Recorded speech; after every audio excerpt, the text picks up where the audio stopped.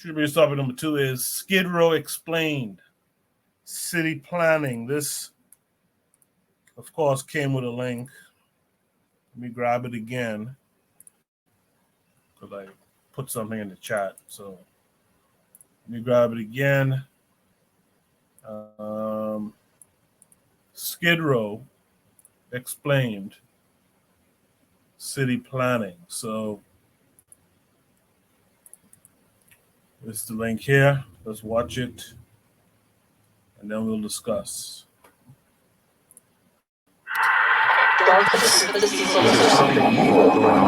There's a neighborhood in Los Angeles that we need to talk about. It's called Skid Row.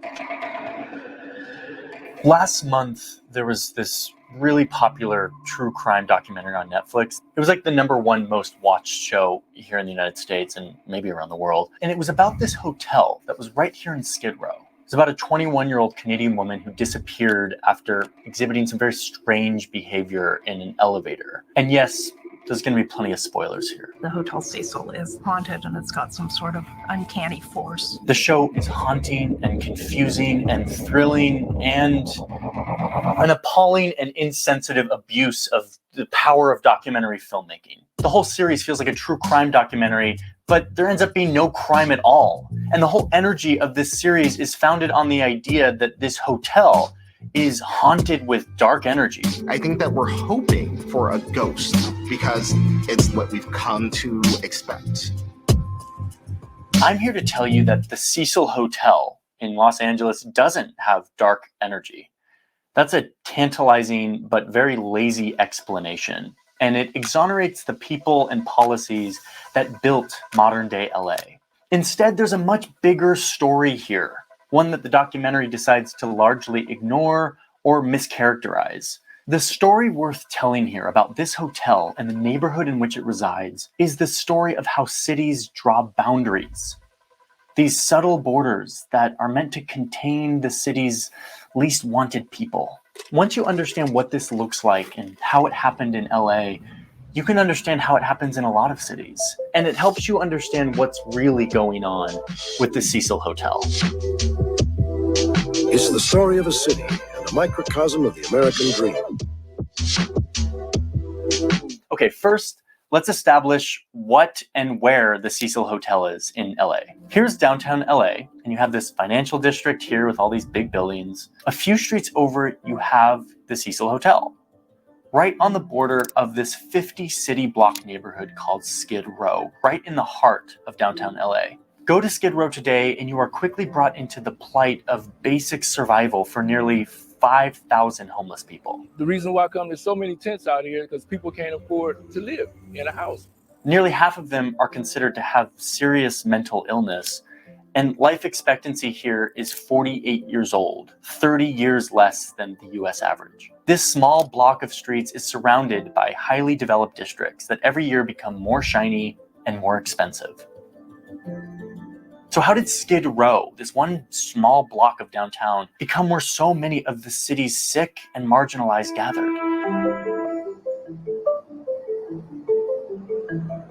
Way back when California was first taken from Mexico to become part of the United States, loads of Americans were moving west, moving to California. Some of them were looking for gold, and some were just looking for a new start. The US used to be really good at railroads, and they built a railroad across the entire country. That railroad ended right here in LA, right in the location of modern-day Skid Row. There is probably no single area holding so much of charm and beauty and the good things of life as Southern California. So you have a lot of people arriving around this train station looking for work.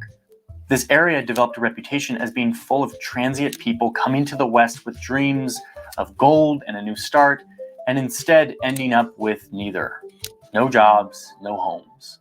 It was a part of town that no one wanted to go. Los Angeles County has a gregarious fun zone where everybody has a good time.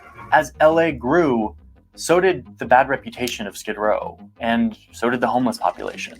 The neighborhood was sort of for the untouchables, and when anyone considered helping them or figuring out a policy to solve this, people resisted. One columnist of the day wrote, quote, "Don't help this class. It is a crime against the community to do so."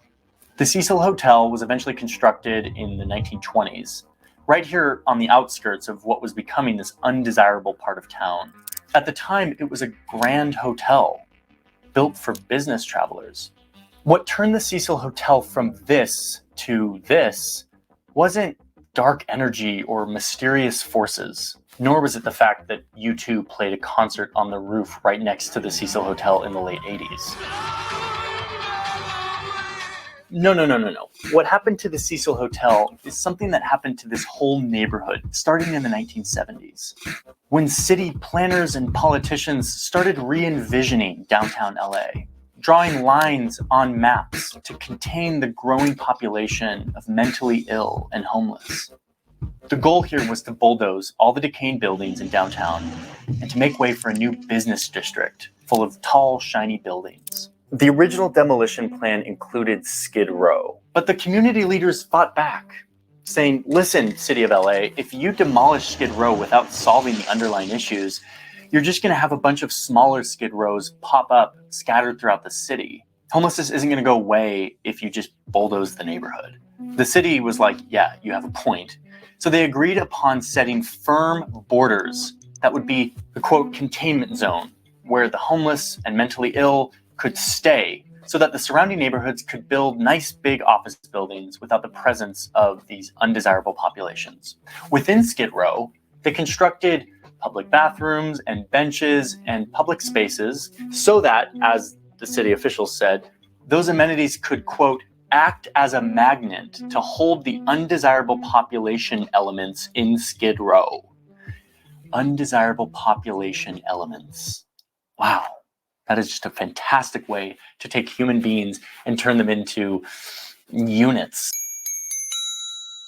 So weird. Even though the borders of Skid Row, based on the city plan, were not like walls, they were just city streets. But the city planners made sure that they would have, quote, strong edges that will act as a buffer between Skid Row and the rest of the central city. They promised that when Skid Row residents enter the buffer, the psychological comfort of the familiar Skid Row environment will be lost. So how did they do this? One way they did this is with harsh lighting. Back in the old days, they had these historic lights on Main Street, which is one of the borders of Skid Row. They replaced those with like harsh prison lights to make it very just unpleasant to walk across the street. They put locks on the trash cans in the surrounding districts so people wouldn't leave Skid Row to come scavenge for food. Residents of Skid Row also reported that police officers would be patrolling these borders, and anytime someone would cross, they would be approached. Yet they would be left alone for a time if they stayed peaceful within the containment zone. All of this happened throughout the 70s, 80s, and 90s as rent prices started to go up all throughout this area. So rent is getting more expensive. At the same time, funding for mental health institutions was drying up, and the war on drugs propagated by the Reagan administration was also heating up. Skid Row literally became a dumping grounds for mental health institutions who would drop off patients right here, knowing that they would be contained.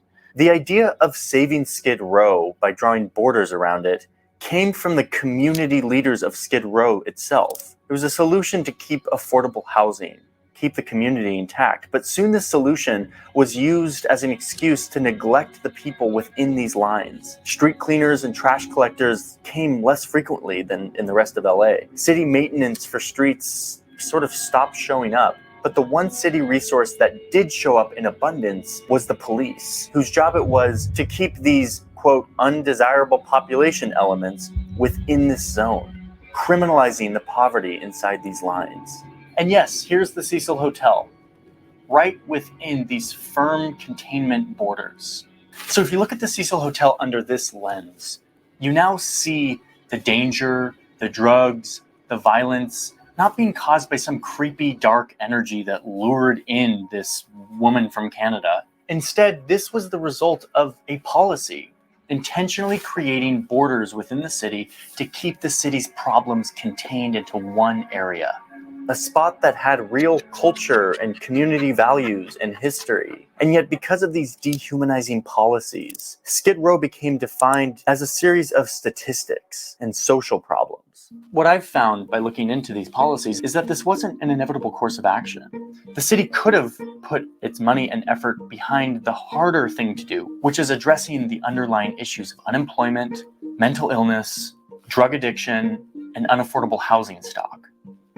And yet the policy they pursued was fixing this problem with a Band-Aid, using policing and the power of redevelopment. The real problems were swept under the rug to be dealt with another day, keeping the city's problems contained neatly in this border and hiding them from view.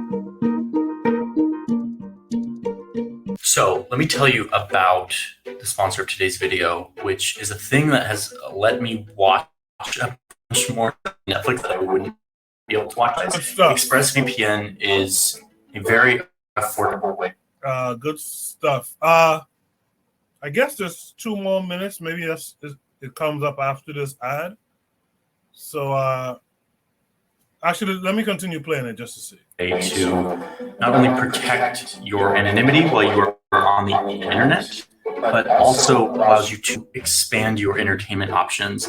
Basically what a VPN is it allows you to connect to the internet, but like via a different country. So like I'm in the US, but I can like connect via Canada or the UK or India. And now the internet thinks that I'm in those countries, but also it allows you to expand the stuff you're watching. Like a show like Brooklyn Nine-Nine, for example. Like I can watch stuff that's only available in Canada here in the United States, which is pretty cool. The crazy thing about this though is that it's really cheap.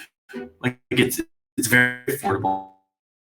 You can actually use a VPN in that country because then it has to keep my internet connection free, zero money for sponsoring this channel. It's been. All right, so that was a waste of time. That was a long ad at the end of that. Skid Row Explained, city planning. Jose, what did you see there? What was of note to you?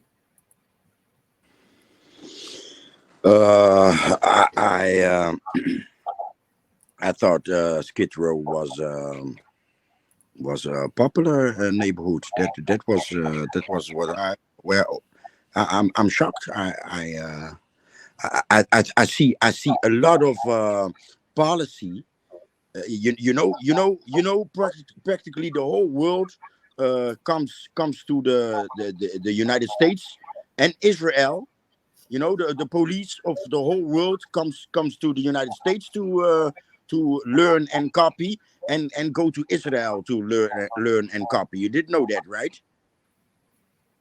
So I recognized a few policies, you know, and I actually, you know, I'm involved. My whole damn life I'm involved. I wish I wasn't, you know. I wish I was egocentric with my own to-dos and have-tos and dreams, but I'm always involved, and so I noticed. I think a couple of policies in this city, Rotterdam, are maybe results of visits to LA and Skid Row. Right, certain terms, a certain angle in approaching the Skid Row type of neighborhoods, you know. So I at a certain point I stopped listening, and I'm looking for words. My thought. I was in flashbacks.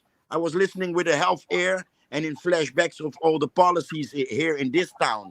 And I thought, wow, these motherfuckers.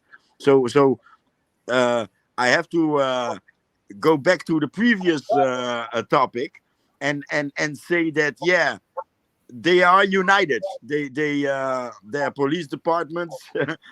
You understand what I'm saying? So yeah, there are levels in which they are very united. Yeah, I was close to shocked in the revelations in relation to policies in this town where I live here in the Netherlands. It's that's my point of view. I'm still letting it sink in how close even the naming, right? Even the names of policies made me think of how Skid Row started with a train station and people stranded, right? It's yeah, it's amazing, amazing.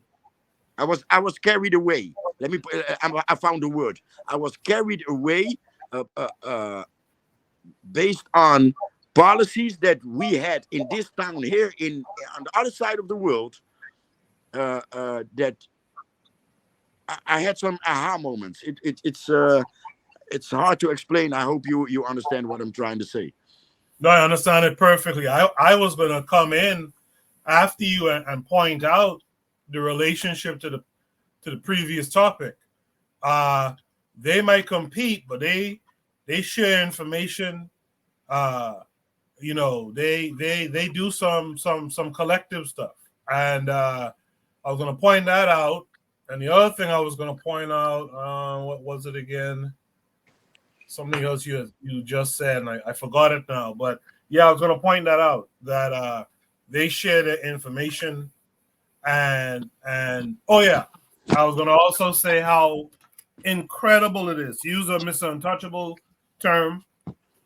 Fascinating how much work they put in to these little ideas that are all in support of them protecting their population or whatever, right? It's just fascinating,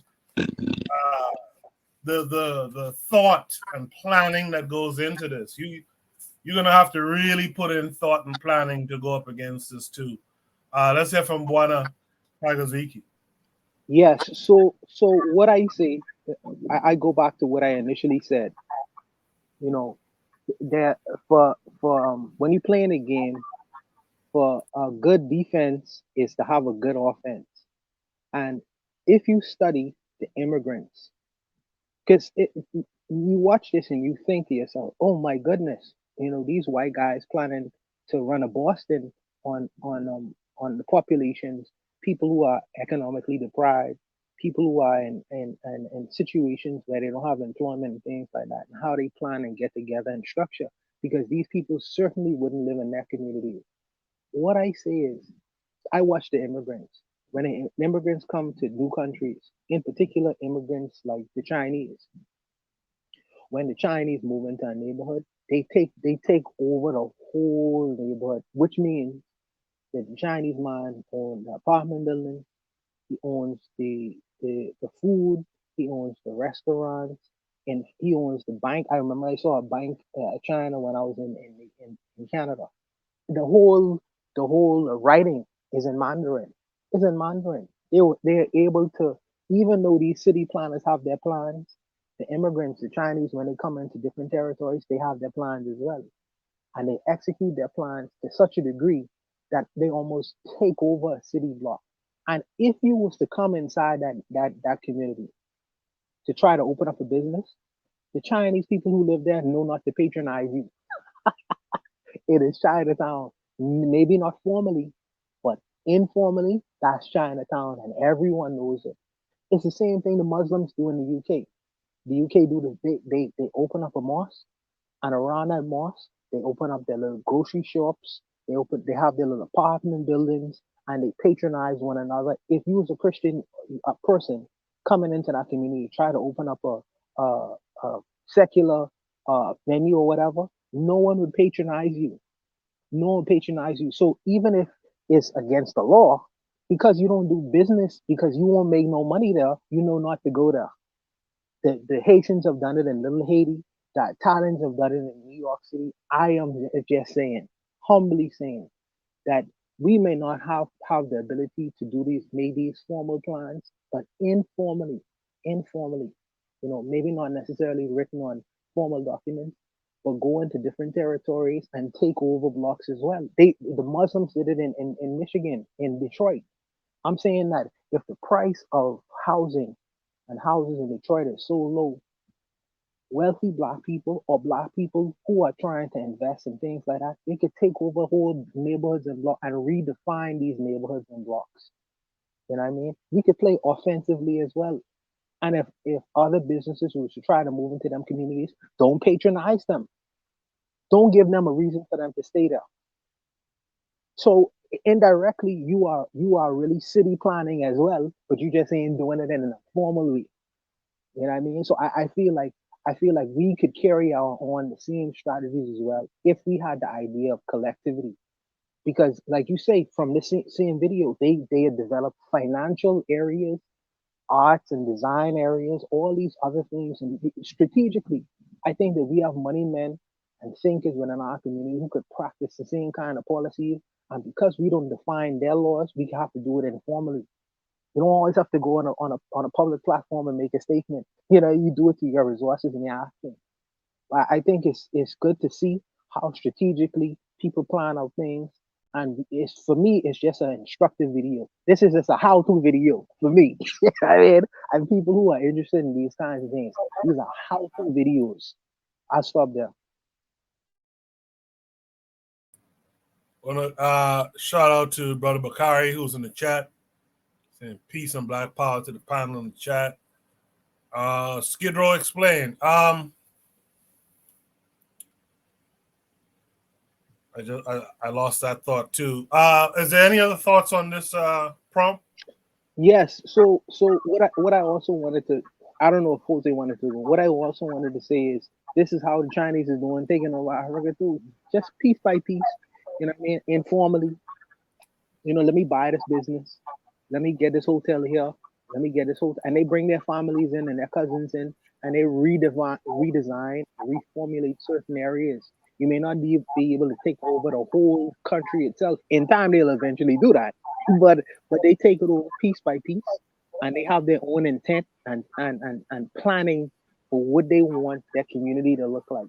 And I feel like we could plan strategically as well. It's not beyond our gate to plan just like they did. They did it in a nefarious manner, but we could do it for our people in a manner that is productive for us. But I'll stop there. I appreciate that, Mr. Untouchable. If there's no last thoughts, then let's go to Shoot the Breeze topic